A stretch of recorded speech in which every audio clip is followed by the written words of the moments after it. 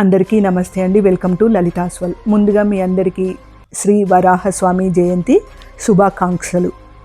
కలియుగ వైకుంఠంగా భాసిల్లుతున్న తిరుమలలో ఆగమ శాస్త్ర ప్రకారము ప్రతి సంవత్సరము భాద్రపద మాసంలో శుక్లపక్షంలో వచ్చు తృతీయ తిథి అయిన తదియ నాడు శ్రీ వరాహస్వామి జయంతి ఉత్సవాలను ఘనంగా నిర్వహిస్తారు. స్థల మహత్యం ప్రకారము తిరుమలలో తొలి పూజ, తొలి నివేదన శ్రీ వరాహస్వామి వారికే చేస్తారు.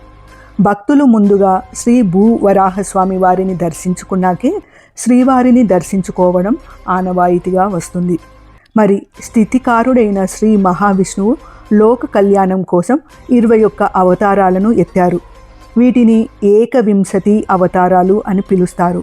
అందులో ముఖ్యమైనవి దశావతారాలు. దశావతారాలలో శ్రీ మహావిష్ణువు యొక్క 3వ అవతారమే శ్రీ వరాహస్వామి అవతారము. మరి ఈ స్వామిని ఆది వరాహమూర్తి, యజ్ఞ వరాహమూర్తి, మహాసూకరము, శ్రీ వరాహస్వామి వంటి పేర్లతో పిలువబడుతున్నాడు.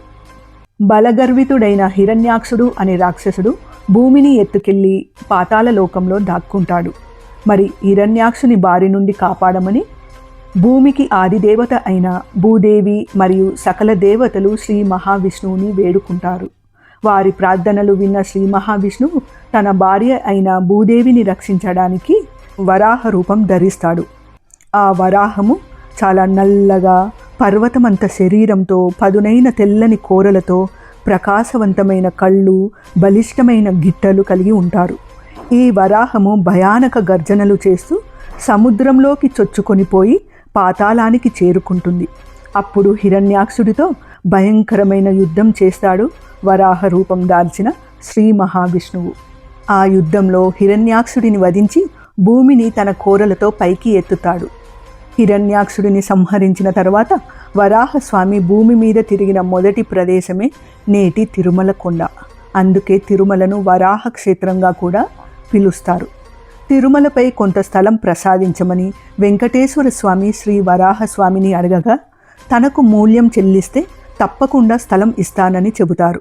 అప్పుడు శ్రీనివాసుడు, నా దగ్గర అంత ధనం లేదు, అందుకు ప్రతిగా నా దర్శనానికి వచ్చే భక్తులు ముందుగా మీ దర్శనం చేసుకొని ప్రథమ నైవేద్యం మీకు చెందేట్లుగా చూస్తాను అని శ్రీనివాసుడు బదులిచ్చారు. అలా అంగీకరించిన వరాహస్వామి శ్రీనివాసునికి తిరుమలలో స్థలాన్ని ఇచ్చి ఆ విధంగా మొదటి పూజ, మొదటి నైవేద్యం అందుకుంటున్నారు.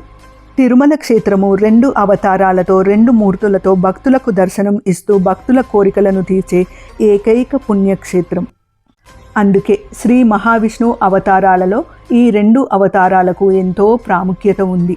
మరొక సందర్భంలో శ్రీ మహావిష్ణువు కల్పాంతం ముగిసిన తరువాత జలమయమై ఉన్న బ్రహ్మాండాన్ని 7 ఊర్ధ్వ భాగాలుగా, 7 అధో భాగాలుగా విభజించి అన్ని లోకాలకు కావలసిన వనరులను సమకూరుస్తారు. భూమిని అత్యంత సుందరంగా తీర్చిదిద్దాలని తలచి అనేక పర్వతాలు, సముద్రాలు, నదులు, వనరులను సమకూర్చగా భారాన్ని మోయలేక భూమి కుంగిపోసాగింది. ఆ సమయంలో మరొకసారి శ్రీ మహావిష్ణువు వరాహ రూపం ధరించి తన కోరల మీద భూమిని పైకి ఎత్తాడంట. అలా అవతరించిన వరాహ రూపాన్ని యజ్ఞ వరాహ రూపం అని అంటారు. ఇంకనూ భూదేవి శ్రీ మహాలక్ష్మి స్వరూపం.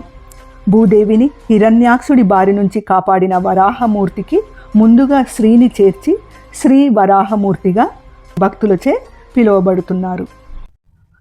మరి ఈ పవిత్ర దినాన శ్రీ వరాహమూర్తిని ఆరాధిస్తే భూగృహ యోగాలు సిద్ధిస్తాయని శాస్త్రం చెబుతోంది.